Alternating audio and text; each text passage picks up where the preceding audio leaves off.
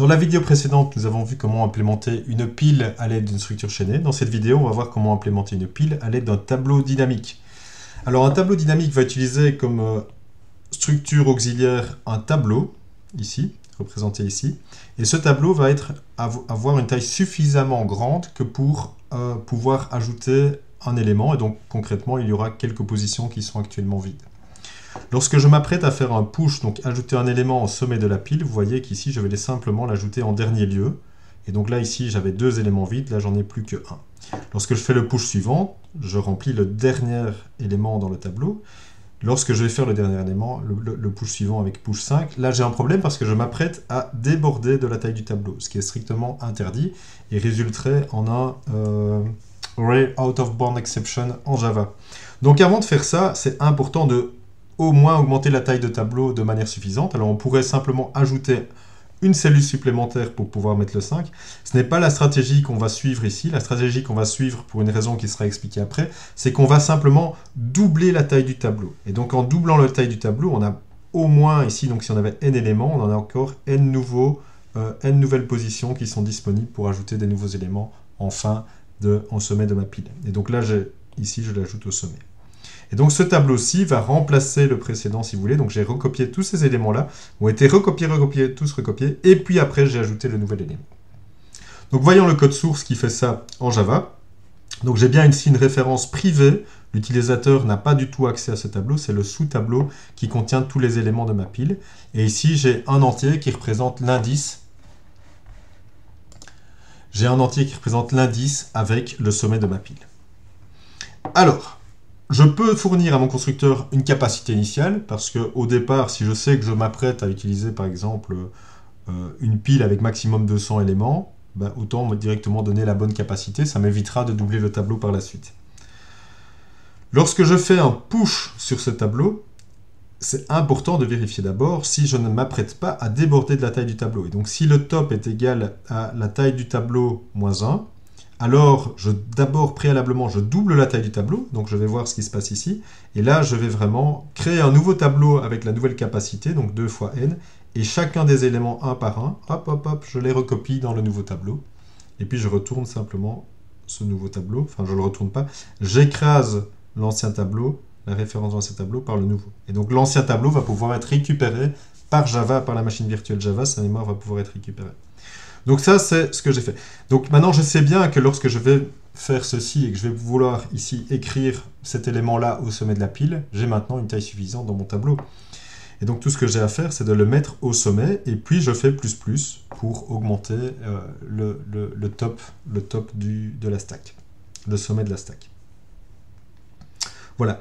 Alors, ça, c'est si je fais un push. Mais si je fais un pop, je peux avoir la stratégie équivalente. C'est-à-dire que si je me rends compte que j'ai vidé suffisamment ma stack, de sorte que maintenant j'ai un tableau qui est au moins de taille 4 fois plus grande que le nombre d'éléments dans ma pile, alors je peux redimensionner et diviser en deux.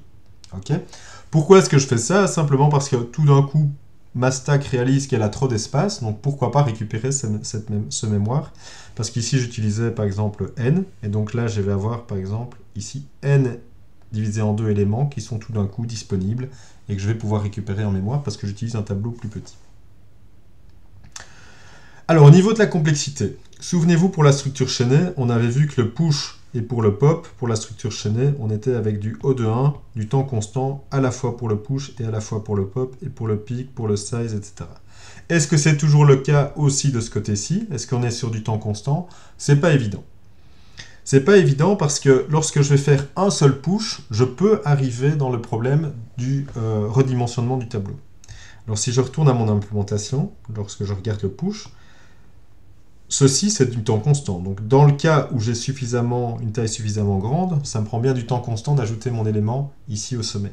Par contre, cette ligne-là, là, je suis en du O de n, parce que ma boucle ici, je vais la faire n fois. Je vais recopier élément par élément dans mon nouveau tableau dont j'ai doublé la capacité. La question, c'est tous les combien de temps je vais devoir redimensionner ce tableau, et c'est toutes les 2 n fois que je vais devoir le faire. Et donc, plutôt que d'étudier le pire cas qui est O de n, ou le meilleur cas qui est O de 1, je vais plutôt étudier la complexité d'un nouveau point de vue qu'on n'a pas vu jusqu'à présent, qui est le point de vue amorti. On va regarder combien ça coûte de faire n opérations consécutives de type push, et ensuite, cette complexité calculée pour n opérations, on va la diviser par n. Comme ça, on va pouvoir s'intéresser au coût moyen amorti, qu'on dit, d'une opération. Donc faisons ça, amortissons. Alors la toute dernière fois que j'ai dû doubler la taille de mon tableau, j'ai payé n. Okay. La fois avant, j'ai dû payer n divisé en 2. Okay. Vu que j'ai doublé la taille, ça m'a coûté n divisé en 2. La fois encore avant, n divisé par 4, etc., etc. Donc si tous ces petits rectangles, maintenant je les représente l'un à côté de l'autre, on voit que ici j'ai le n, là j'ai le n divisé en 2, là j'ai le n divisé en 4. Et donc en fait ici, je me rapproche de n, et donc au total je vais avoir 2n maximum, mais sans jamais dépasser ces 2n. Donc la complexité pour faire n opérations push, c'est O de 2n, mais comme on le sait avec cette notation, ça se simplifie, et donc on dit O de n. Donc O de n pour n opérations.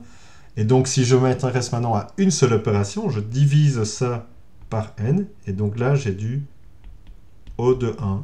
O de 1, mais c'est une complexité amortie. Okay. Donc c'est une complexité amortie. Pour n push, si j'amortis, je suis en O de n amorti, donc O de 1 par opération, et c'est la même chose pour les pop. Donc ça rend l'implémentation du type abstrait de données stack avec un tableau également très efficace. Et l'avantage de cette structure de tableau dynamique, qui est aussi par ailleurs celle utilisée pour implémenter les ArrayList, c'est qu'on peut aussi facilement, par exemple, enrichir l'interface et dire je veux le nème, le ième élément, et je peux y accéder en temps constant.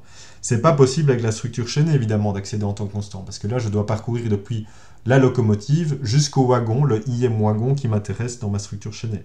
Ici, avec l'accès en temps constant par l'indissage sur les tableaux, je peux le faire de manière très efficace, ce qui est un avantage supplémentaire pour ce type abstrait, pour l'implémentation de ce type abstrait de données, à l'aide de la structure de données tableau dynamique.